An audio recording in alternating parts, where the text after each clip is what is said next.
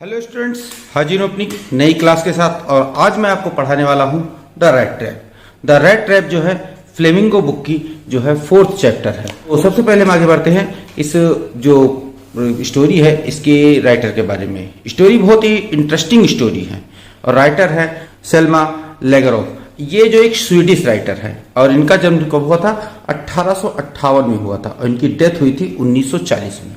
तो ये एक स्वीडिश राइटर है और इनकी स्टोरीज जो स्वीडिश मतलब ये स्वीडन से रिलेटेड राइटर हैं और इनकी स्टोरीज जो है इतनी इंटरेस्टिंग होती थी कि ये कई सारी लैंग्वेजेस में ट्रांसलेट की गई है। मतलब ये बहुत अच्छी स्टोरी लिखती थी, बहुत इंटरेस्टिंग सी स्टोरी लिखा करती थी, जिसके कारण कई सारे देश के लोगों ने इनकी स्टोरीज को ट्रांसलेट किया अपनी अपनी भाषाओं में और पढ़ा। इनकी स्टोरी की थीम होती थी, यूनिवर्सल थीम होती थी।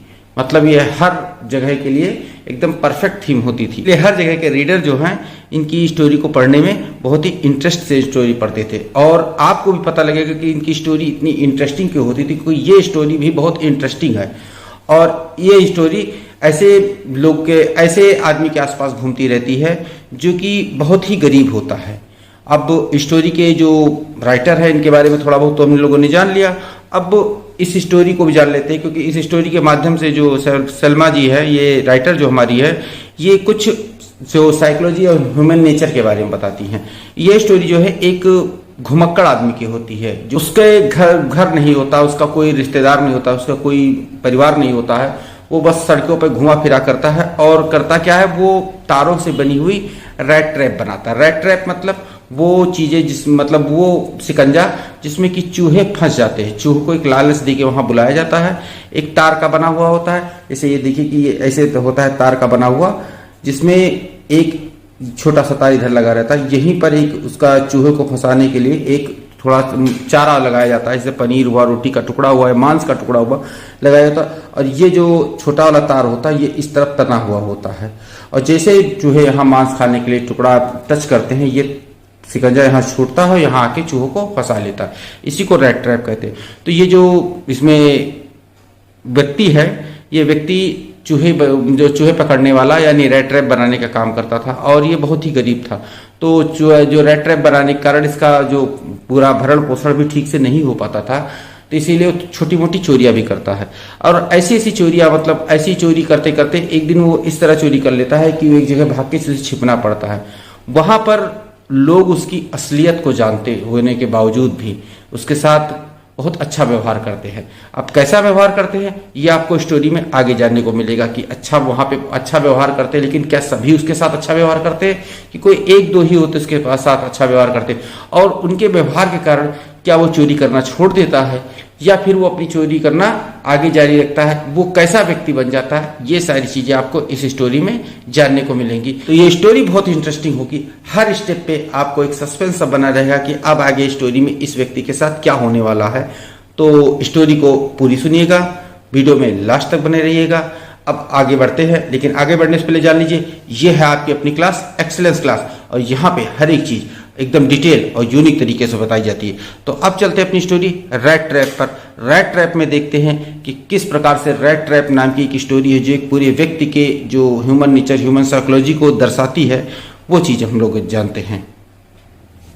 स्टोरी से थी, once upon a time there was a man who went around selling small rat trap of wire. एक बार एक व्यक्ति था जो कि घूम घूम कर, वेंट अराउंड मतलब घूम घूम कर, सेलिंग स्मॉल रेड ट्रैप छोटे छोटे रेड ट्रैप बेचा करता था, ऑफ वायर मतलब तारों के बने हुए, मतलब जो तार होते थे पतले पतले से लोहे के तार, उन्हीं लोहे के तारों से बनाकर वो छोटी छोटी रेड ट्रैप्स बेचा करता था। He made them himself by odd movement from the material got by begging in the stores or at the big farms। और वो ये रेड ट्रैप जो था ऑड मूवमेंट में बनाता था। ऑड मूवमेंट वो मूवमेंट जो वो खाली बैठा रहता था, जब उसके पास कोई काम नहीं होता था तब वो इन रेड ट्रैप्स को बनाता था। फ्रॉम द मटेरियल उस सामान से, he got by begging in stores जिसे जो कि उसे स्टोर से मिलती थी, और इन द बिग फार्म्स या फिर बड़े बड़े फार्म से मांगने पर मिल जाया करती थी। तो ऐसी चीजों से वो छोटे छोटे रेड ट्रैप्स बनाया करता था। क्लियर? आगे, but even so the business was not specially profitable. लेकिन इस पर भी उसका जो बिजनेस था, उसका व्यापार था, बहुत प्रॉफिटेबल नहीं था, बहुत ही ज्यादा लाभदायक नहीं था। So he had to resort to both begging and pretty thievery to keep body and soul together. अब body and soul together इसका मतलब ये हुआ कि जीने के लिए, जीविकोपार्जन के लिए, अपने आप को जिंदा रखने के लिए क्या करता था? So he had resort, वो करता था both begging मतलब भीख भी मांगता था and pretty thievery और कुछ चोरी भी करता था। मतलब वो भीख भी मांगता था और चोरी भी करता था अपने आप को जिंदा रखने के लिए। इवन सो इस पर भी हिज क्लॉथ वर इन रैक्स, उस पर भी उसके जो कपड़े थे वो एकदम चीथड़े से हुए पड़े थे, फटे पुराने से। हिज चीक्स वर संकन, संकन का मतलब जो धसे हुए होते हैं, उसके गाल जो थे एकदम धसे हुए थे। And hunger glimpse in his eyes, और उसकी आंखों से हमेशा भूख झांकती रहती थी, अर्थात उसे देखकर ये लगता था कि भूखा है, इसको प्रॉपर खाना नहीं मिल पा रहा है और खाना ना मिलने के कारण ये हमेशा भूखा ही रहता और इसकी न्यूट्रिशन की कमी कारण इसकी गाल वाल एकदम से अंदर से धसे हुए हैं और ये आगे जो ग्रोथ इसकी इसी कारण रुकी हुई है। Clear? No one can imagine, कोई भी इसकी बात की कल्पना नहीं कर सकता, how sad and monotonous life can appear of to such a vagabond. मतलब वैगाबॉन्ड मतलब घूमने वाला, आवारा गर्दी करने वाला, हमेशा से घूमने वाला। तो जो कोई भी इस बात की कल्पना नहीं कर सकता कि हाउ सैड, कितनी दुखी थी, एंड मोनोटोनियस, कितनी नीरस थी लाइफ कैन अपीयर, जो इस तरह घूमने वाले लोग होते हैं जिनका कोई घर नहीं होता, जिनका कोई परिवार नहीं होता, उनकी जिंदगी कितनी दुखी होती है, कितनी नीरस होती है, इस बात का कोई अंदाजा नहीं लगा सकता। Who plots along the road, plots का मतलब हुआ थके हारे कदमों से, मतलब जैसे कहते हैं बहुत ज्यादा चलने के कारण कोई इंसान थक जाता है, धीमे धीमे चाल से चलता रहता है, तो who plots along the road, जो सड़क के किनारे थके हारे कदमों से चलता रहता है, उसकी जिंदगी कितनी नीरस होती है। Left to his own meditation, और वो हमेशा अपनी धुन में ही खोया रहता है, अपनी विचारों में मगन रहता है, कुछ सोचते हुए सड़क के किनारे धीरे धीरे चला करता है। तो उसको देखकर लोग मतलब कल्पना नहीं कर पाएंगे कि इसकी जिंदगी कितनी नीरस है। बट लेकिन one day this man had fallen into a line of thought, लेकिन एक दिन जो ये व्यक्ति था, एक विचार इसके दिमाग में एकाएक आ गया, मतलब एक के बाद एक इसके दिमाग में विचार आते चले गए। कैसा विचार? Which really seemed him entertaining, जो उसे बहुत ही ज्यादा आनंदित कर रहे थे, बहुत ही ज्यादा प्रसन्न कर रहे थे अंदर से। ये ऐसे विचार उसके मन में आने शुरू हो गए। कैसे विचार थे? He had naturally been thinking of his rat traps when suddenly he was struck by the idea that the whole world about him, the whole world with its land and seas, its cities and villages, was nothing but a big rat trap. मतलब he had naturally been thinking of his rat traps. वो सामान्यतः अपनी rat traps, अपनी जो rat trap बनाता था, चूहेदानी बनाता था, उसी के बारे में सोचता जा रहा था, क्योंकि जब अपनी धुन में इंसान मगन रहता तो अधिकतर अपने जो बिजनेस करता रहता, जो काम करता रहता, उसी के बारे में अधिकतर सोचता रहता। तो नेचुरली वो अपने ही काम के बारे में सोच रहा था। When suddenly he was struck by an idea, अचानक उसके दिमाग में एक विचार आया। क्या विचार आया? That the whole world, ये संपूर्ण संसार, about him, उसके बारे में जो सोचता, उसके अकॉर्डिंग जो संपूर्ण संसार है, the whole world with its land, इसकी जमीन के साथ, सीज समुद्र के साथ, and it's cities and village, इसके शहरों और गांवों के साथ जो कुछ पूरा संसार है, संपूर्ण संसार, was nothing, कुछ नहीं है, but a big rat trap, एक बड़ी सी चूहेदानी है। मतलब उसने सोचा ये संसार में कुछ भी नहीं, ये संसार, संपूर्ण संसार जो है, ये एक बड़ी सी चूहेदानी है। अब क्यों सोचा था उसने? ये देखिए कि it had never exist for any other purpose than set the beds for people. It had never exist मतलब ये और किसी कारण के लिए नहीं स्थित है, ये संसार जो है किसी और कारण के लिए नहीं स्थित है, फॉर एनी अदर पर्पस, किसी और कारण के लिए नहीं है। Than set beds for the people, ये लोगों के लिए चारे का काम करता है। मतलब इस संसार में कोई भी चीज बिना कारण के स्थित नहीं है। इस संसार में जो भी चीज स्थित है वो लोगों के लिए चारे का काम करता है। चारा मतलब जो रेड ट्रैप में, मतलब जो चूहेदानी में लगाया जाता है, रोटी का टुकड़ा या फिर मांस का टुकड़ा या फिर पनीर का टुकड़ा, ये चीज लगा के चूहे को चारा बना दिया जाता है कि इस चारे को आओ टच करो, टच करते ही तुम चूहेदानी या रेड ट्रैप में फंस जाओ। उसी प्रकार से बताता है कि संसार में हर एक चीज एक रेड ट्रैप के लिए एक चारे का काम करती है, बेट्स का काम करती है। बेट का मतलब होता है चारा। It offered riches and joys, ये ऑफर करता है क्या? रिचेस मतलब धन, जॉयस प्रसन्नता, मतलब पैसा और प्रसन्नता ऑफर करता है चारे के रूप में। शेल्टर एंड फूड मतलब रहने के लिए बढ़िया सा घर, फूड यानी भोजन, हीटिंग एंड क्लॉथिंग मतलब ठंडियों में हीट गर्मी, एंड क्लॉथिंग कपड़े, exactly as the rat trap offered cheese and pork, जैसा कि रेड ट्रैप में चूहेदानी में चीज या पॉर्क का मतलब हुआ मांस का टुकड़ा, यानी सुअर के मांस का टुकड़ा, या फिर चीज पनीर जो रेड ट्रैप में लगा के जिस तरह ऑफर की जाती है, उसी प्रकार से संसार भी जो है पैसा, खुशी, घर, खाना, कपड़े, ये सब ऑफर करता है। और क्या होता है, and as soon as anyone let himself to be tempted to touch the bait, मतलब जैसे कि कोई भी व्यक्ति इसे ऐसे चारे को टच करता है, आकर्षित होकर इसकी तरफ ऐसा टच करता है, it close in on him, वो उसके अंदर बंद हो जाता है। जैसे कि चूहा जैसे ही भी पनीर का टुकड़ा टच करता है, तुरंत उसका रेड ट्रैप का जो ढक्कन है वो क्लोज हो जाता है, बंद हो जाते हैं। जैसे चूहे किसी भी चारे को छूते हैं और रेड ट्रैप का ढक्कन के खट से बंद हो जाता है, उसी प्रकार से जैसे व्यक्ति हैं उनको जैसे भी ऑफर दिया जाता है ये खुशियों का और फिर पैसों का, वैसे ही जैसे उसके लालच में वो व्यक्ति आते हैं संसार के, वैसे ही उस संसार रूपी रेड ट्रैप में वो कैद हो जाते हैं। And then everything come to an end, और तब सब कुछ एकदम से खत्म हो जाता है। क्लियर, कि तब सब कुछ खत्म हो जाए। जैसे वो चूहेदानी में फंसते, रेड ट्रैप में फंसते, वैसे सब कुछ खत्म हो जाए। चूहेदानी में फंसे कि सब कुछ खत्म हो जाता है, उसी प्रकार से ये व्यक्ति भी है, संसार रूपी चूहेदानी में जैसे ही फंसेंगे वैसे सब कुछ खत्म हो जाएगा। आगे है, the world had of course never been very kind to him, जो संसार था कभी उसके लिए दयालु नहीं रहा था, मतलब हमेशा हर जगह उसे धिक्कार मिलती थी, दुत्कार मिलती थी, हर जगह उसे डांटा जाता था, इसीलिए संसार कभी उसके लिए दयालु नहीं रहा था। सो इसलिए it give him unwanted joy to think ill of it in is this way, और इसलिए इस तरीके से अगर इस संसार के बारे में वो बुरा सोचता है, संसार के बुराई के बारे में सोचता है, तो उसे अनवांटेड जॉय, एक अजीब सा, एक अनचाहा सा सुख मिलता था कि वो संसार के बारे में इतना बुरा सोच रहा है कि अरे संसार तो बड़ा सा ट्रैप है, यहाँ के लोग उस एक चूहे के समान है जो इस रेड ट्रैप में फंसे हुए हैं।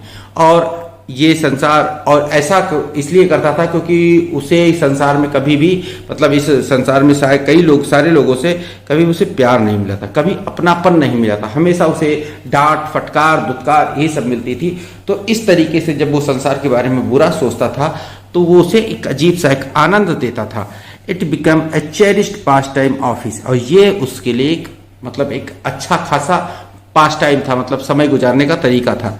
During many dreary plodding to think of people he knew who had let themselves be caught in the dangerous snare and of others who were still circling around the bait, मतलब during many dreary प्लॉडिंग, मतलब बहुत सारी जो होती है कि नीरस यात्राओं के, मतलब बहुत सारी नीरस यात्राएं थी जो पैदल यात्राएं किया करता था, उन पैदल यात्राओं के दौरान ये उसका जो पास टाइम था, मतलब समय गुजारने का बहुत ही अच्छा सा तरीका, कि संसार के बारे में बुरा बुरा सोचना ये उसके लिए समय गुजारने का तरीका था। To think of people he knew who had let themselves to be caught in the dangerous snare, snare का मतलब हुआ ट्रैप, उस जाल में, तो वो ऐसे लोगों के बारे में सोचता था, हु लेट देमसेल्फ, जिन्होंने खुद को टू बी काट डेंजरस स्नेयर, इस खतरनाक ट्रैप में फंस जाने दिया, मतलब ऐसे लोगों के बारे में सोचता था जो संसार में कभी उसे प्यार नहीं दिया, वो लोगों के बारे में यही सोचता था कि उन्होंने खुद को अपने इस खतरनाक ट्रैप में फंस जाने दिया। एंड ऑफ अदर्स, और अन्य, who were Stilling circling around the bed, और वो अन्य जो थे वो उसी चारे के आसपास चक्कर लगा रहे थे, मतलब कुछ तो उसमें फंसे हुए थे और कुछ आगे फंसने की तैयारी कर रहे थे, उसी रेड ट्रैप के आसपास वो चक्कर लगा रहे, धीरे धीरे करके वो भी फंस जाते थे। ऐसा नहीं था कि एक फंसा था दूसरे को ना फंसाए, वो दूसरा भी उसी के, मतलब ऐसी लालच के चक्कर में फंस जाता था। तो ऐसी चीजें वो सोचकर उसे बहुत आनंद मिलता था, बहुत खुशी मिलती थी। Clear. One dark evening, as he was trudging along the road, he caught sight of a little grey cottage by roadside. एक रात शाम की, मतलब वन डार्क इवनिंग, एक गहरी शाम, मतलब एक शाम जो थी वो बहुत ज्यादा अंधेरे की तरफ बढ़ चुकी थी, बहुत ज्यादा अंधेरा होने लगा था उस शाम को। तो उस गहराती हुई शाम के अंधेरे में he was trudging along the road, trudging का मतलब थके हारे कदमों से चलता रहा था, जैसे प्लॉट बताया था थके हारे कदमों से चलता रहा था, उसी प्रकार से ट्रगिंग का होता है कि थके हारे कदमों से वो जा रहा था सड़क के किनारे किनारे।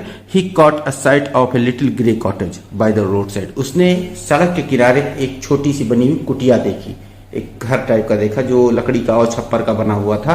तो ऐसी कुटिया उसने देखी सड़क के किनारे। And he knocked on the door to ask shelter for the night. और उसने दरवाजा खटखटाया और रात रुकने के लिए पूछा वहां पे कि क्या मैं यहाँ पे रात रुक सकता हूँ। मतलब जब उसने सड़क के किनारे चलते चलते बहुत ज्यादा थक चुका था चलते चलते, तो सड़क किनारे बनी हुई कुटिया देखी और कुटिया के दरवाजे पे मतलब वो झोपड़ी के दरवाजे पे गया और उसका दरवाजा खटखटाया और उससे पूछा क्या मैं यहाँ रात गुजार सकता हूँ, सुबह होते मैं चला जाऊंगा। Nor was refused. और वहां से उसे इनकार नहीं मिला, जैसा कि अन्य लोग जगह पर होता था कि जैसे किसी के दरवाजे को खटखटाया, उसने मदद मांगी तो लोग उसे भगा देते थे कि भागो यहाँ से, तुम्हारी कोई जरूरत नहीं है। लेकिन उस जगह पर उसे कोई भी ऐसा रिफ्यूज नहीं मिला, वहां पे उसे एक्सेप्ट किया गया कि आओ अंदर आओ। Instead of sour faces which ordinary met him. जो उसे सामान्यतः सॉर फेस मतलब जो अनफ्रेंडली भाव लेकर, अनफ्रेंडली लुक लेकर लोग उसे देखते थे, मतलब गुस्से में लोग उसे देखते थे, उस प्रकार के भाव के अतिरिक्त वो दूसरे भाव के मतलब फ्रेंडली लुक के साथ वो उस व्यक्ति उससे मिला। The owner who was an old man. जो एक वो उस मालिक था, उसका झोपड़ी का मालिक था, वो एक बूढ़ा व्यक्ति था। विदाउट वाइफ और चाइल्ड, ना ही उसके बच्चे थे ना ही उसके बीवी थी। तो वो झोपड़ी का मालिक जो था एकदम नितांत अकेला था और सामान्यतः लोग उसे देखकर जो अनफ्रेंडली गुस्से सा चेहरा बनाते थे, उस चेहरे के विपरीत उसने प्रसन्नता का चेहरा दिखाया, उसे प्रसन्नता के भाव दिखाया और उसे अंदर बुला लिया। क्यों बुला लिया? Was happy to get someone to talk to in this loneliness. अपने इस एकाकीपन में किसी से बात करने को पाने का लेकर इससे वो बहुत ज्यादा खुश हुआ, क्योंकि वो घर में एकदम अकेला रहता था झोपड़ी में। तो अचानक उसे कोई अगर मिल गया बात करने के लिए, कोई रात रुकने के लिए मिला, तो निश्चित है वो उससे साथ बैठ के बातचीत करेगा। तो इस अकेलेपन में बातचीत करने वाला यदि कोई उसे मिल गया तो वो उसे देखकर वो जो बूढ़ा व्यक्ति था वो बहुत खुश हुआ। इसीलिए उसने उस रेड ट्रैप सेलर को आराम से घर में अंदर आने दिया। इमीडिएटली, तुरंत he put the porridge pot on the fire. उसने तुरंत ही खिचड़ी बनाने का बर्तन उस आग के ऊपर रख दिया, मतलब वहां स्टोव के ऊपर रख दिया।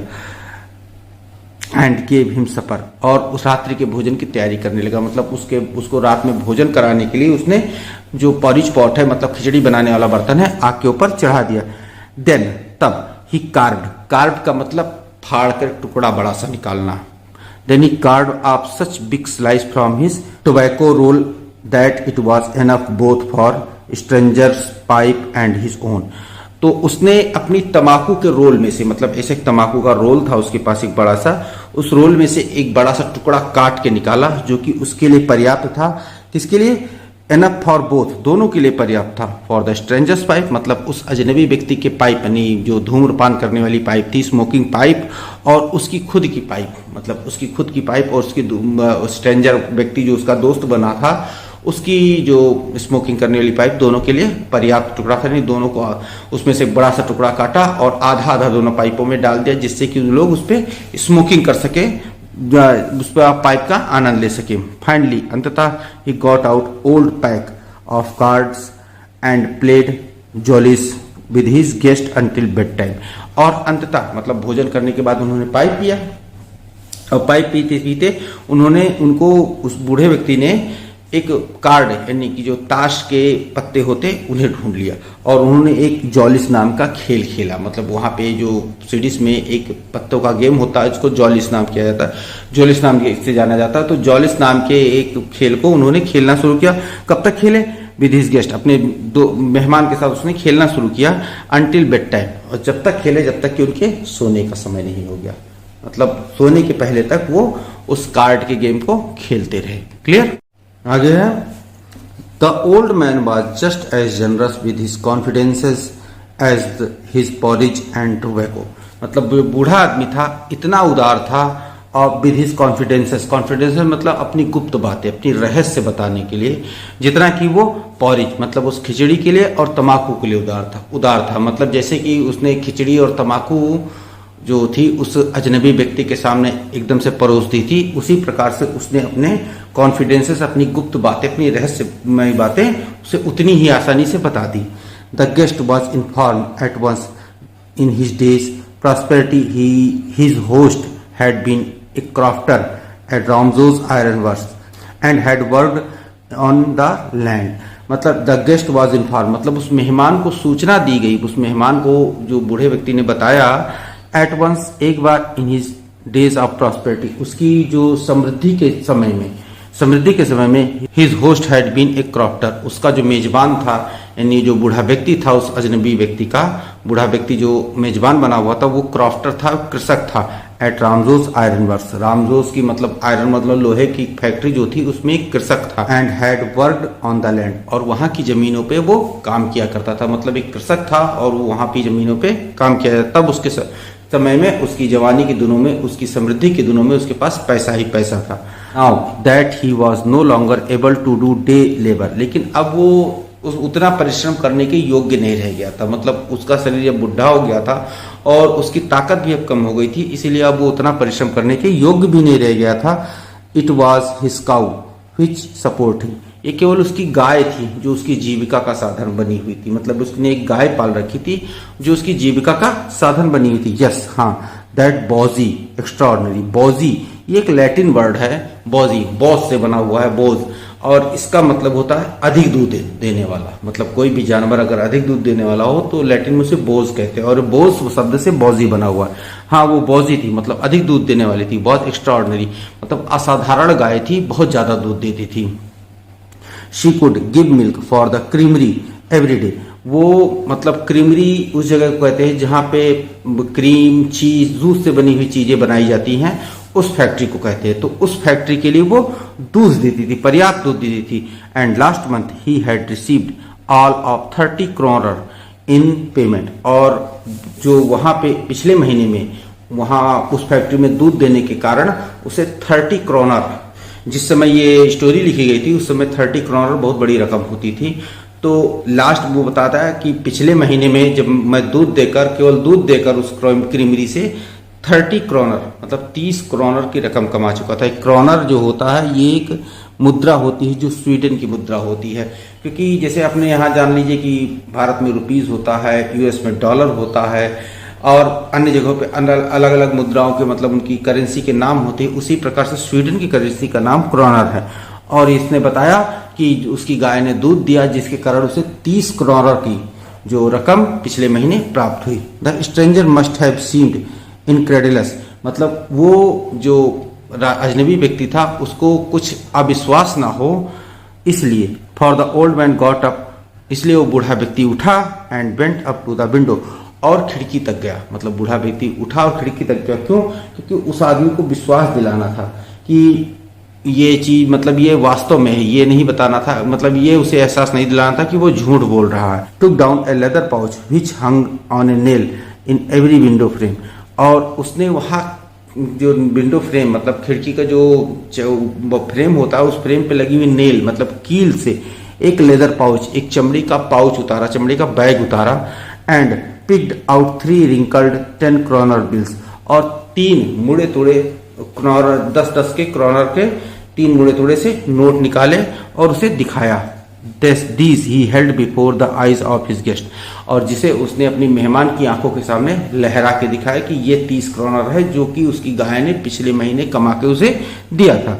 Nodding knowingly and then stuffed them back into the pouch, और ये दिखाकर फिर उसने उस पैसे को उसी अपनी पाउच में फिर से वापस ठूंस के उस पाउच को टांग दिया।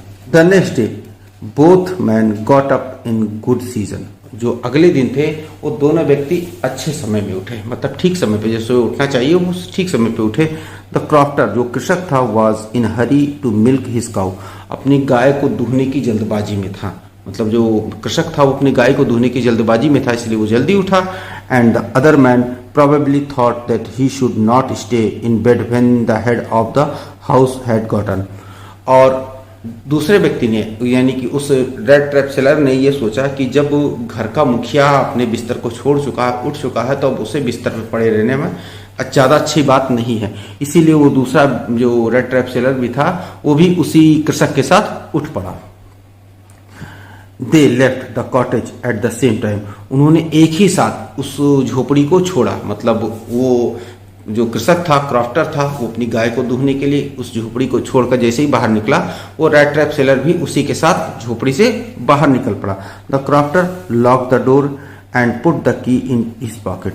और जो कृषक ने जो झोपड़ी की दरवाजा था उसे लॉक किया, यानी ताला लगाया, और put the key in his pocket, और चाबी को अपनी जेब में डाल लिया।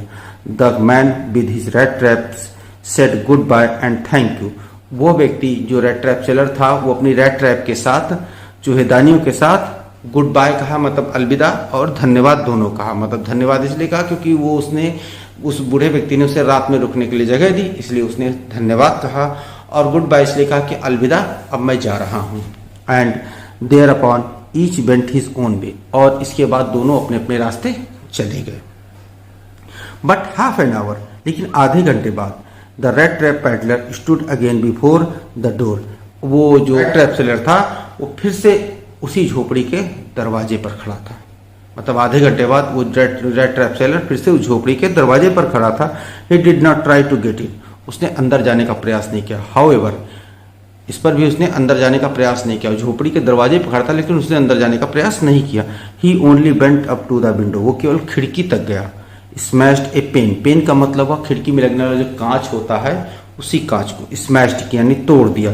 स्टक इन हिज हैंड, और अपने हाथ को अंदर डाला। And got hold of the pouch with the 30 क्रॉनर।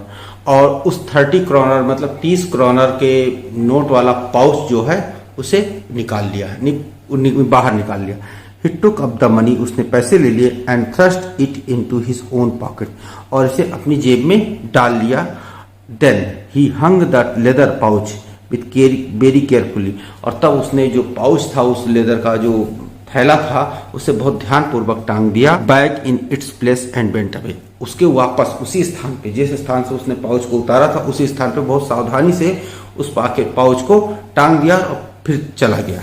मतलब उसने उस कृषक के 30 क्रॉनर चुरा लिए थे। जैसा कि लेसन के शुरू में ही बताया कि वो रेड ट्रैप सेलर जो था वो छोटी मोटी चोरियां भी करता था। तो इस जगह पे जिसने उसे रात में आसरा दिया, उसी का पैसा उसने चुरा लिया। अब आगे क्या होता है लेसन में, देखिए इंटरेस्ट बना हुआ है और स्टोरी भी बहुत इंटरेस्टिंग होती जा रही है। जैसा कि मैंने आपको बताया था कि सलमा लेगरॉफ हैं, उनकी स्टोरी इतनी इंटरेस्टिंग होती थी, इतनी ज़्यादा मज़ेदार होती थी कि कई सारे जो रीडर हैं उन्होंने अपने अपनी भाषा में इसे ट्रांसलेट करवा के, मतलब जैसे इंडिया में इंग्लिश में हुआ, हिंदी में हुआ, फिर और जो लैंग्वेजेस होती हैं सारी लैंग्वेज में, कई सारी लैंग्वेज में ट्रांसलेट होके कई सारे रीडर ने पढ़ा। क्यों पढ़ा? क्योंकि यही कारण था, उनकी स्टोरी में एक अजीब सा जो जुड़ाव बना रहता था कि स्टोरी को छोड़कर आप आगे नहीं बढ़ सकते थे। उसी प्रकार से देखिए कितनी अच्छी स्टोरी है, कितना ज्यादा इंटरेस्टिंग है। आगे देखिए क्या होता है। As he walked along with his money in his pocket he felt quite please with his smartness. और जब वो पैसा लेकर, मतलब जब पैसा डालकर अपनी जेब से वो निकला, वह पैसा चुरा के जब वो निकला, तो अपनी चतुराई पर क्वाइट प्लीज्ड, अपनी चतुराई पर बहुत खुश हुआ। अपनी जो स्मार्टनेस थी उस पर वो बहुत प्रसन्न हुआ कि किस तरह से उसने चुपचाप पैसा चुरा लिया और क्रॉफ्टर को पता भी नहीं लगा। He realised of course that at first he dared not continue on the public highway. उसने इस बात का उसे एहसास हो गया और उसके अंदर हिम्मत भी नहीं थी कि शुरू में वो अपना रास्ता पब्लिक ट्रांसपोर्ट, मतलब पब्लिक हाईवे, मतलब जो सार्वजनिक रास्ता होता, उस रास्ते पर चलने की उसकी हिम्मत नहीं थी शुरू में। तो क्या किया उसने? But he must turn off the road, बल्कि उसने अपना रास्ता बदल दिया इनटू द वुड्स, जो कि जंगल से होकर जाता था। मतलब उसने वो सार्वजनिक रास्ते पर चलने के बजाय जंगल वाला रास्ता अपनाया और जंगल के अंदर से चलने लगा। During the first hours this cost him no difficulty, मतलब पहले घंटे में उसे कोई परेशानी नहीं। पहला घंटा मतलब 1 घंटा वो लगातार चलता रहा, उसे कोई परेशानी नहीं हुई। Later in the day it become worse, लेकिन जैसे जैसे दिन बीतता गया, मतलब जैसे दिन ऊपर की तरफ मतलब और बढ़ता गया, दिन के आगे बढ़ा, वैसे वैसे उसके लिए परेशानियां खड़ी होती चली गई। For it was big and confusing forest which he had gotten into, वो उस बड़े से और कंफ्यूजिंग मतलब भ्रमित करने वाले जंगल में फंस गया था, जिसके अंदर मतलब रास्ता मिल ही नहीं रहा था। कंफ्यूज हो गया था, किस रास्ते से जाए किस रास्ते से ना जाए। वो चलता जा रहा था बस, लेकिन उसे जो जंगल का छोर नहीं दिखाई दे रहा था, बहुत बड़ा सा जंगल था। He tried to be sure to walk in a definite direction, और उसने एक निश्चित दिशा में चलने की कोशिश की, अपनी वो आश्वस्त होने के लिए एक निश्चित दिशा में चलने की कोशिश की, बट लेकिन the path twisted back and fourth so strangely, लेकिन जो वो रास्ते थे वहां के बहुत अजीबोगरीब तरीके से एक दूसरे से मतलब आगे पीछे जुड़े हुए थे। मतलब एक रास्ता दूसरे से जुड़ा, दूसरा रास्ता तीसरे से जुड़ा, इस प्रकार से अजीबोगरीब तरीके से वो रास्ते एक दूसरे से जुड़े हुए थे। He walked and walked without coming to the end of wood, वो बिना जंगल का अंत आए चलता ही रहा, चलता ही रहा। मतलब ऐसे बड़े से जंगल में फंस गया जहां पर उस जंगल का अंत ही नहीं दिखाई दे रहा था, और उस जंगल का बिना अंत हुए वो केवल चलता ही रहा, चलता ही रहा। एंड फाइनली, और अंततः, he realized that he had only been walking around the same part of the forest. उसने इस बात का एहसास किया कि वो जंगल केवल एक ही भाग में घूम रहा है, मतलब इस उसी भाग में भिन्न भिन्न रास्तों से वो घूमता जा रहा है। All at once he recalled his thoughts about the world and the rat trap. और तब उसने अपनी जो थॉट्स, अपने विचार है, उसे रिकॉल किया, उसे वापस सोचा। The world and red tap, कौन से विचार? उस संसार और उस चूहेदानी वाले विचार के बारे में फिर से उसने सोचा। Now his own turn had come, अब उसकी बारी आ चुकी थी। किसकी बारी? उस रेड ट्रैप सेलर की। वो सोचता था कि ये संसार तो एक रेड ट्रैप है, एक चूहेदानी, जिसमें लोग इसके लोभ में, यहाँ पे धन ऐश्वर्य के लोभ में आकर फंस जाते और कभी नहीं निकल पाते। लेकिन वो उससे दूर था। लेकिन अब उसने इस विचार को फिर से सोचा तो अब उसे लगा कि अब उसकी बारी आ गई इस रेड ट्रैप में फंसने की। He had let himself be fooled by a bait and had been caught, और उसे एक चारा देकर बेवकूफ बनाया गया और अब उसमें वो फंस चुका है। कैसा चारा? उस 30 क्रॉनर का चारा दिखाकर उस संसार के जो संसार ने बेवकूफ बनाया और उसे अपने रेड ट्रैप, अपने चूहेदानी में फंसा लिया और वो फंस चुका है। द होल फॉरेस्ट, संपूर्ण जंगल, with the trunks and branches its thickest fallen logs, whole forest, संपूर्ण जंगल, विद द ट्रंक्स, उसके तनों के साथ, पेड़ के तनों के साथ, एंड ब्रांचेस, शाखाओं के साथ, एंड थिकेट्स फॉलन लेग्स, और उसकी जो झुरमुट थे और बड़े बड़े लक्कड़ जो थे वहां के, उस लक्कड़ों के साथ, क्लोज्ड इन अपॉन हिम, उसकी तरफ सरकते हुए आ रहे हैं। Like a impenetrable prison from which he could never escape, ऐसे जो है दुर्गम जेल की भांति उसे घेर रहे थे वो सारे लक्कड़ और जो वहां के झुरमुट थे कि वो उनसे अब कभी बच नहीं सकता। जैसे कि उसने लगा कि अब वो रेड ट्रैप में फंस गया और जंगल में जितने भी लकड़ी, तने और पेड़ पौधे थे वो इस प्रकार से उसे घेर रहे थे कि जैसे दुर्गम जेल में बंद हो रहा है और अब उस जेल से बाहर वो कभी निकल नहीं सकता। यानी कि अब उसने सोचा कि पूरी तरह से वो अपने रेड ट्रैप में जो सोच रहा था उस रेड ट्रैप में फिर से फंस चुका है। इट वॉज लेट इन दिसंबर, मतलब दिसंबर अब खत्म होने वाला था। मतलब जिस महीने में वो जंगल में भटक रहा था वो महीना क्या था? दिसंबर खत्म होने वाला था। और दिसंबर महीने में जानते हैं कि अंधेरा जल्दी हो जाता है, लेकिन darkness was already descending over forest, लेकिन अंधेरा होने से पहले ही जंगल में अंधेरा होने लगा था। जंगल में पेड़ों के झुरमुटों के कारण अंधेरा कुछ जल्दी ही हो जाता है। दिस इंक्रीज्ड द डेंजर, इसी ने उसके प्रति खतरे को भी बढ़ा दिया था। मतलब जो जंगल में होने वाले खतरे थे, अंधेरा होने के कारण खतरे के भी बढ़ गए थे। And increased also his gloom and despair, और उसकी हताशा और उसके दुख को भी बढ़ा दिया था। मतलब बहुत धीरे धीरे गहरे होते अंधेरे ने उसकी हताशा और उसके दुख को भी बढ़ा दिया था। फाइनली ही सा नो वे आउट, अंततः उसे बाहर जाने का कोई रास्ता न दिखा। And he sank down on the ground, और वो जमीन पर गिर गया, मतलब जमीन पर बैठ गया। टायर्ड टू डेथ, और मतलब टायर्ड मतलब इतना ज्यादा थक कर मुझसे लगता था कि उसकी मौत उसके पास आ गई। ऐसी हताशा और निराशा में वो जमीन पर बैठ गया। Thinking that his last moment had come, और ये सोचने लगा कि उसका अंत समय अब नजदीक आ चुका है।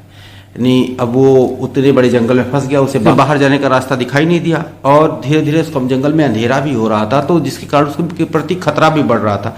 तो ये सब चीजों ने उसके जो दुख और निराशा को बढ़ा दिया, और ये सोच कर कि उसका अंत समय नजदीक आ चुका है, वो जमीन पर एकदम से बैठ गया। But just as he laid on his head on the ground he heard a sound, और हर जगह तो एकदम निराशा तो थी नहीं, उसका अंत समय इतना नजदीक था भी नहीं। तो कहानी में ट्विस्ट आता है, और जैसे ही उसने अपना सर जमीन पर रखा, head laid on the ground, जैसे जमीन पर उसने अपना सर रखा, ही हर्ड ए साउंड, उसने एक आवाज सुनी। कैसी आवाज सुनी? अ हार्ड रेगुलर थम्पिंग, एक लगातार ठोंकने की आवाज, एक लगातार थप थप की आवाज सुनी उसने। There was no doubt as to what that was, और कोई संदेह नहीं था कि वो क्या था। इसमें उसको कोई संदेह नहीं था कि वो क्या था, क्योंकि उसने जो आवाज सुनी थी वो आवाज को पहचान गया था और वो आवाज एकदम से निस्संदेह उसी की आवाज थी। इसमें उसको कोई संदेह नहीं था। कैसी आवाज थी? ही रेज्ड हिमसेल्फ, उसने अपने आप को उठाया। Those are hammers stroke from an iron mill, कि ये हथौड़े की आवाज है जो किसी आयरन मिल, किसी जो है लोहे की फैक्ट्री से हथौड़ी की थप थप की आवाज आ रही है, वो उसे सुनाई दी। ही थॉट, उसने सोचा कि ये जरूर हथौड़ी की ही आवाज है। There must be people nearby, पास में ही कहीं ना कहीं लोग हैं। ये इसने उसके हिम्मत को बढ़ाया, उसकी आशा को जगाया। ही समन्ड ऑल हिज स्ट्रेंथ, उसने अपनी संपूर्ण ताकत को बटोरा। गॉट अप, उठ पड़ा, and staggered in the direction of sound, और उस स्टैगर्ड मतलब हुआ कि लड़खड़ाते, क्योंकि थक तो बहुत ज्यादा चुका ही था, वो थक बहुत चुका था और चल भी नहीं सकता था। लेकिन उसकी जो हथौड़े की आवाज थी, उस हथौड़े की आवाज ने उसके अंदर एक उम्मीद जगाई कि लोग पास में हैं, इसीलिए अब वो जीवित रह सकता है। तो इसीलिए उस आवाज की दिशा में वो लड़खड़ाते हुए आगे बढ़ा। द रामजोस आयरन वर्क्स, मतलब अब यहाँ पे जो है राइटर हैं, ये उस जगह की बारी विशेषता बताने जा रही, जहाँ जिसकी आवाज सुनकर वो रेड ट्रैप सेलर जो है उसकी तरफ आगे बढ़ा था। तो वो क्या था? वो रामजोस आयरन वर्क्स था। उस लोहे की फैक्ट्री का नाम था रामजोस, विच डाउ क्लोज डाउन, जो कि अब बंद हो चुकी थी। Were not so long ago, लेकिन बहुत पहले की बात नहीं है, जब वो एक्टिव थी, मतलब जब वो रामजोस की आयरन फैक्ट्री वर्क कर रही थी, तब अ लार्ज प्लांट, ये एक बहुत बड़ा प्लांट था, बहुत बड़ी फैक्ट्री थी। With smelter, rolling mill and forge. Smelter का मतलब हुआ कि वो जगह जहां पे लोहे को पिघला के एक दूसरे रूप में ढाला जाता है, यानी ढलाई घर जिसे कहते हैं, वो ढलाई घर था। वहां पे लोहे को पिघला के दूसरे रूप में ढाला जाता है। रोलिंग मिल मतलब एक ऐसा रोल जो जिस पर लोहे की जो टुकड़े रखकर उनको पतली पतली शीट का रूप दिया जाता था, वो रोलिंग मिल थी वहां पे। और फोर्ज था, एक फोर्ज भी थी जहां पे लोहे को गलाया जाता था। तो ऐसी ऐसी चीजें वहां पर थी। बहुत बड़ी फैक्ट्री थी, उसके बंद होने से पहले वहां पर थी। In the summer time long lines of heavily loaded barges and scows slid down the canal.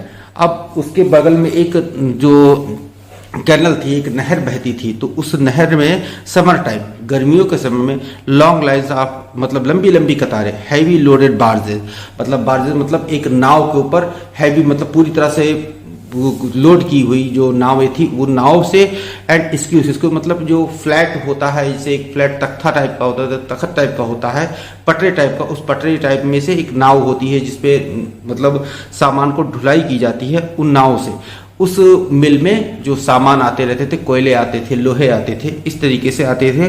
Which lead into large inland lake, जो कि इनलैंड लेक से जुड़ी हुई थी। इनलैंड लेक मतलब वहां पे एक लेक थी जिसका नाम था इनलैंड लेक, उसी लेक से जुड़ी हुई नहर थी। उसी नहर के माध्यम से उनमें बड़ी बड़ी जो नावें आती थी और फ्लैट जो होती थी वो नावें आती थी, जिसको स्क्यूज कहते हैं। स्क्यूज का मतलब वो फ्लैट नाव जो इसपे बिल्कुल पटरे की तरह नाव होती थी, उस तरीके से नाव होती थी।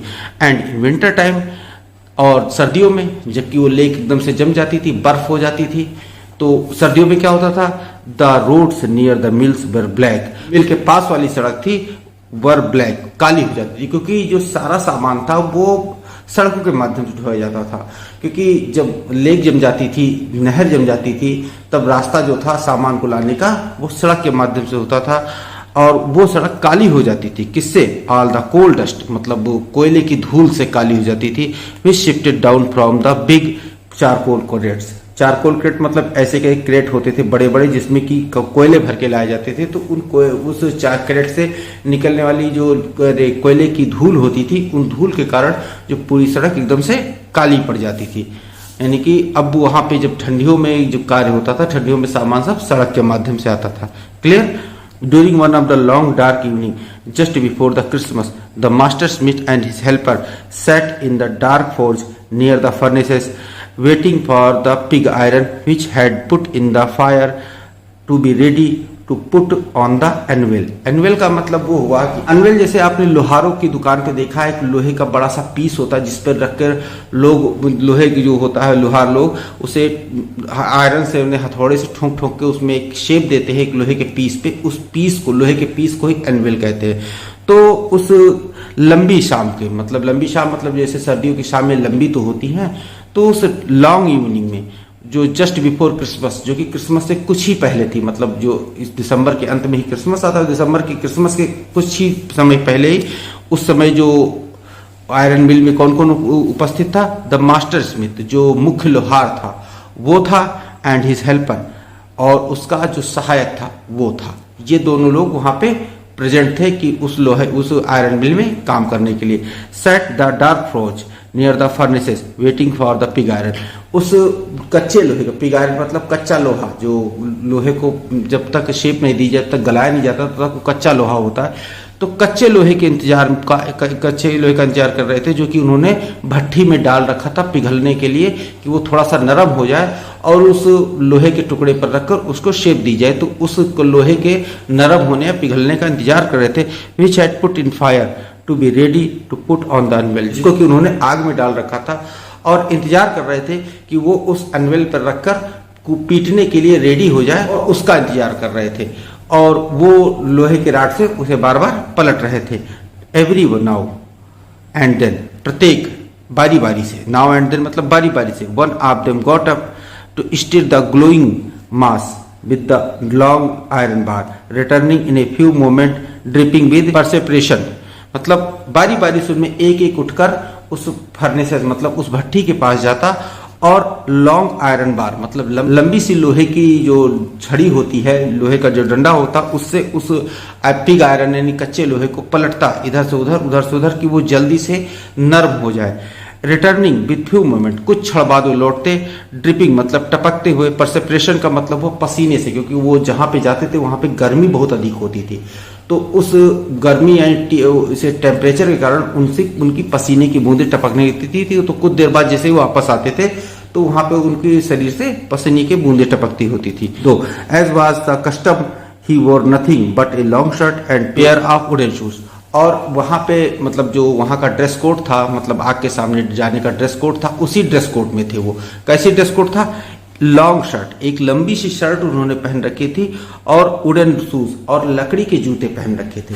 मतलब उस आयरन फैक्ट्री में काम करने का एक जो ड्रेस कोड था कि लंबी सी शर्ट थी और उसके साथ साथ लकड़ी के जूते थे, क्योंकि लकड़ी के जूते जल्दी गर्म नहीं होते, इसलिए वो लकड़ी के जूते पहन रखे थे।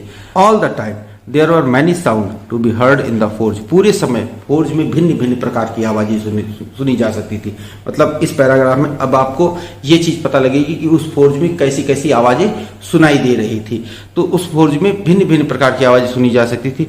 The big bellows groaned and burning the coal crackled, मतलब बिग बेलोज मतलब बड़े बड़े जो होते हैं जिसपे हवा भरी जाती है, जैसे बेलोज जो होता है वो इस प्रकार का बना होता है, जिसपे इस दोनों तरफ हैंडल लगी होते हैं, बीच में एक कपड़ा लगा होता है जिसमें कि इसको ऊपर ले जाने पर इसमें हवा भर जाती है। जब इसे नीचे लाया जाता है, जब इसे पुश किया जाता है तो इधर की से हवा निकलती है, जिससे कि आग जो है तेजी से बढ़े। जैसे आप लोगों ने देखा हो घर में भी अपने या कहीं पर भी आग को बढ़ाने के लिए उसमें फूंक मारनी पड़ती है, हवा डालनी पड़ती है जिससे आग तेजी से बढ़े।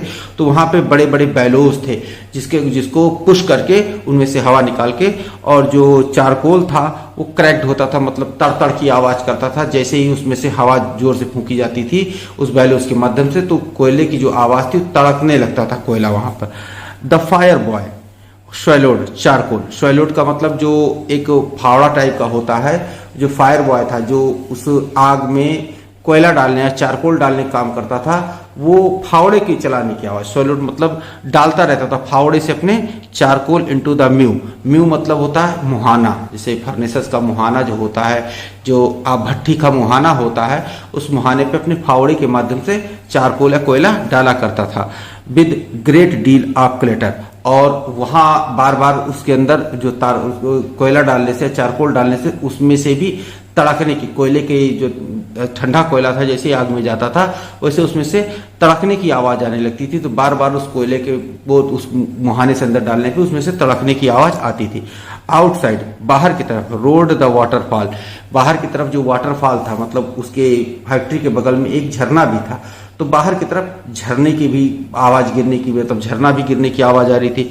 And sharp north wind weaved the rain against the brick tile roof, और वहां पे बारिश भी हो रही थी, मतलब जो झरने के गिरने के कारण जो उसमें से फुहारे उड़ती थी वो फुहारे बारिश का रूप लेकर उस फैक्ट्री के की टाइल छत के ऊपर, जैसे ब्रिक की जो छत थी, ईंटों की जो छत थी, उसके ऊपर गिरती थी तो उसकी आवाजें वहां पे उत्पन्न हो रही थी। मतलब इतनी सारी आवाजें उस भट्टी में एक साथ उत्पन्न हो रही थी।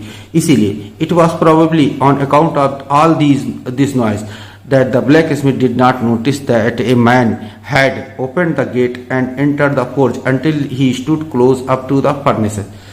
मतलब इन्हीं सब की आवाजों के कारण शायद उस ब्लैक स्मिथ ने probably the on account of this noises, मतलब इन आवाजों के कारण ही शायद द ब्लैक स्मिथ, उस लोहार ने ये नोटिस नहीं किया, ये ध्यान नहीं दिया कि एक आदमी ने दरवाजा खोला, गेट को ओपन किया, गेट को ओपन किया एंड एंटर द फोर्ज, उस फोर्ज में, उस भट्टी में, मतलब भट्टी की तरफ उस फोर्ज में प्रवेश कर गया। और जब तक नोटिस नहीं किया, जब तक कि he stood close of the furnace, कि जब तक कि वो खुद को एकदम भट्टी के पास ले जाकर उसने खड़ा नहीं कर दिया, तब तक उस लोहार ने उस व्यक्ति को, यानी उस रैट ट्रैप सेलर को नोटिस नहीं किया। Clear? Surely it was nothing unusual for the poor vagabond without any better shelter for the night to be attracted to the forge by glow of the light which escaped through the shooty panes. मतलब ये निश्चित ही था, मतलब उसी प्रकार के गरीब जो घुमक्कड़ लोग थे, आवारा लोग थे, उनके लिए ये वहाँ पे जो फोर्ज थी उसमें शेल्टर लेने के लिए वो अक्सर वहाँ पे आ जाया करते थे। इसीलिए वो अनयूजुअल नहीं था, वहाँ पे उस टाइप के लोगों को आना वो असाधारण नहीं था। और वो आते किस लिए थे? To be attracted to the forge, मतलब बाहर सर्दियों का समय था, दिसंबर का महीना था, बाहर ठंड भी बहुत ज्यादा हो रही थी, तो उसमें जलने वाली आग से अट्रैक्ट होकर वहां पे आ जाया करते थे। और आग की जो जलने की वो कैसे पता लगता था? By the glow of light which escape through the sooty panes. Sooty panes का मतलब जब वहां पे आग में कोयला डाला जाता था, लकड़ी डाली जाती थी, तो बताया कि वहां पे कुछ कोयले को तड़कने की आवाज होती थी। तड़कने के साथ साथ कोयले के कुछ कण ऊपर भी उड़ते थे, और ऊपर उड़कर जब वो ठंडे होते थे तो राख का रूप ले लेते, राख, और वो राख जाकर खिड़की पे चिपक जाती थी।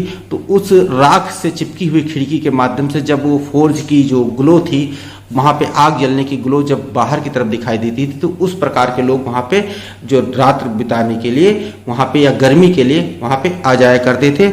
And came to warm themselves in front of the fire, और वहां पे वो अपने आप को आग के सामने गर्मी देने के लिए, क्योंकि बाहर ठंड थी तो गर्मी देने के लिए आग के सामने आ जाया करते थे, या फिर रात बिताने के लिए वहां पे वो वैसे लोग आ जाया करते थे। इसीलिए उस जो रैट ट्रैप सेलर का उस आयरन मिल में जाना कोई असाधारण घटना नहीं थी, वो नॉर्मल सी घटना थी। The blacksmith glanced only casually and indifferently at the intruder, और जो ब्लैक स्मिथ था, जो लोहार था, उसने कैजुअली, मतलब जैसे साधारण से निगाह सबके ऊपर डालते वैसे ही काम करते करते उसने उसके ऊपर एक निगाह सी डाल दी।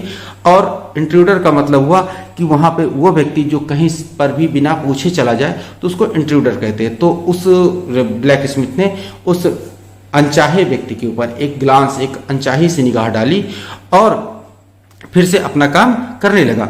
He looked the way of people of his type usually did, वो अपने तरह के लोगों की जैसा दिख रहा था। कौन? रैट ट्रैप सेलर जो था, वो जो घुमक्कड़ लोग होते हैं, जो आवारा गर्दी करने वाले लोग होते हैं, जो कहीं पर भी लक्ष्य विहीन रूप से घूमते रहते हैं, उसी प्रकार के लोगों की तरह वो दिख रहा था। कैसा दिख रहा था?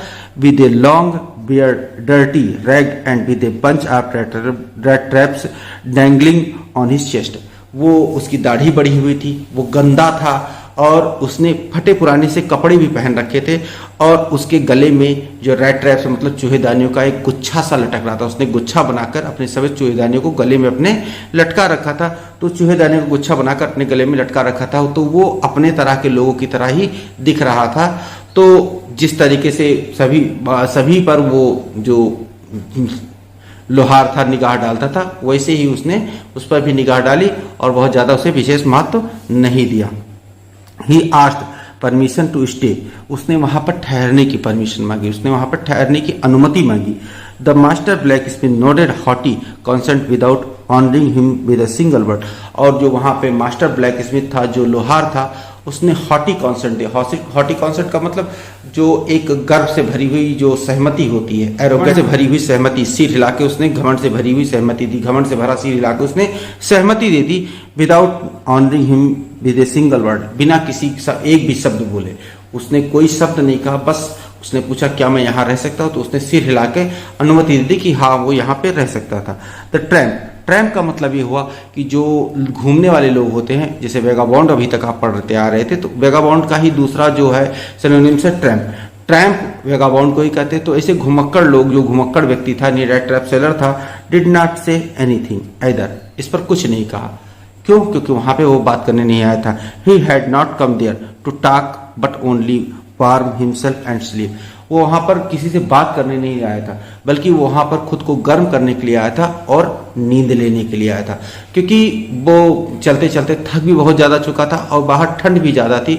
तो थकने के कारण उसे नींद आ रही थी, ठंड के कारण वो सो नहीं पा रहा था, इसीलिए वो उस फोर्ज में अपने आप को गर्म करने के लिए और सोने के लिए उस फोर्ज के अंदर गया था। Clear? In those days the Ramjas iron mill was owned by a prominent iron master. उन दिनों जो रामजेस आयरन मिल जो थी, रामजेस की आयरन जो फैक्ट्री थी, वो एक बहुत ही पैसे वाले, बहुत ही मशहूर आयरन मास्टर, मतलब जो एक विशिष्ट प्रकार के जो लोहार होते हैं उनको आयरन मास्टर की उपाधि दी जाती है। तो वो जो आयरन मिल थी वो उसी बहुत ही मशहूर और बहुत ही पैसे वाले आयरन मास्टर की मिल थी। Whose greatest ambition was to ship out good iron into the market। जिनकी जो एम्बिशन था, जिनकी हार्दिक इच्छा ये रहती थी कि उनकी मिल से जो भी लोहा निकल के मार्केट में जाए वो अच्छी क्वालिटी का हो, गुड क्वालिटी का हो। तो वो ऐसे आयरन मास्टर की मिल थी। तो he watched both night and day to see the work was done as well as possible. और इसीलिए वो अपनी, क्योंकि वो चाहते थे कि उनकी जो फैक्ट्री से लोहा निकले वो अच्छी क्वालिटी का लोहा हो, गुड क्वालिटी का लोहा हो, तो वो इस बात को बिल्कुल पक्का करना चाहते थे। और इसीलिए वो सुबह शाम दोनों समय अपनी जो आयरन मिल थी उसका निरीक्षण करने आते थे कि वो उनकी इच्छानुसार कार्य वहां पे कर रहे हैं या नहीं कर रहे हैं, इस बात का निरीक्षण करने आते थे। And at this very moment he came into the forge on one of his Knightley rounds of inspection. और इसी क्षण वो अपने जो रात्रिकालीन जो दौरा होता है, जैसे काम देखने का जो निरीक्षण करने का समय होता है, वो रात्रिकालीन निरीक्षण का उनका समय भी हो चुका था। तो इसीलिए वो अपनी रात्रिकालीन निरीक्षण के उसमें आ भी गए।